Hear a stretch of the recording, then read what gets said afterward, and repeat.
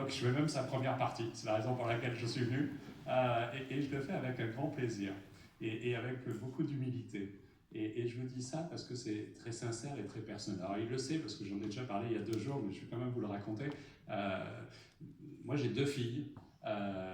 Une est majeure maintenant, elle fait des études à Paris, et l'autre est restée à Forcalquier dans le Alpes de Provence. Et elles ont vu leur père faire plein de trucs, notamment dans la campagne, quand j'étais porte-parole d'Emmanuel Macron. Et donc elles m'ont vu passer dans des émissions télé dont elles se foutaient totalement. Elles m'ont vu rentrer au gouvernement comme secrétaire d'État, mais ça n'avait strictement aucune importance. Elles m'ont vu faire des trucs qui semblent un peu extraordinaires pour moi, le gamin de la ruralité. Ce sont des choses extraordinaires, ça n'a jamais vraiment impressionné. Et puis un jour, j'ai été invité dans la matinale de France Inter. Et là, je suis devenu quelqu'un d'important dans le regard de mes filles. Parce que la matinale de France Inter, ça fait, paraît-il, quand même des choses avec lesquelles, dans la famille Castaner, on vit. Tous les matins. Alors, comme je l'ai fait il y a 2 jours, je peux vous le dire. Par contre, depuis quelques mois, je dis à mes filles de ne plus écouter France Inter le matin, parce qu'on n'arrête pas de dire du mal de son père. Et donc, surtout, qu'elles n'écoutent pas ou qu'elles écoutent moins. Mais en même temps, moi, je veux dire, je continue à écouter parce que je reste fidèle aussi à la matinale de France Inter. Et donc, la première fois qu'on a échangé avec Bernard, y compris sur des projections politiques, j'avoue que j'étais très intimidé.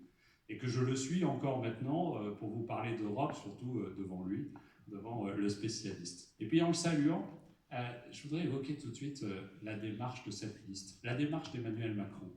Emmanuel Macron qui a posé le principe du dépassement politique comme un engagement absolu. Et il l'a fait dès qu'il a composé le gouvernement, en nommant Édouard Philippe.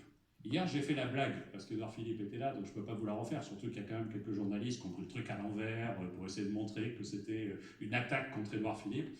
Je vais vous la refaire en disant, Édouard Philippe, il n'était pas du tout dans la campagne, on ne l'a pas vu. La preuve, il faisait campagne pour quelqu'un d'autre, d'ailleurs, Alain Juppé. Puis il a moins fait campagne pour le candidat des Républicains.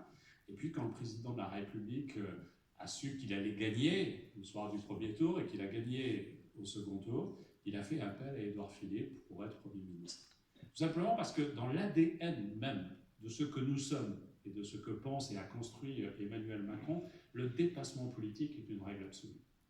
Et si je dois une chose à Emmanuel Macron, c'est la liberté. J'ai été militant du Parti Socialiste pendant très longtemps. Je ne vais pas vous dire mon âge tout de suite, mais pas mal de temps quand même, surtout que je suis rentré jeune.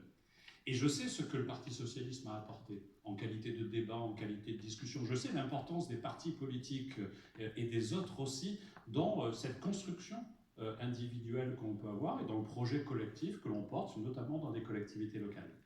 Mais je sais aussi le carcan dans lequel ils vous enferment, les partis politiques. Et le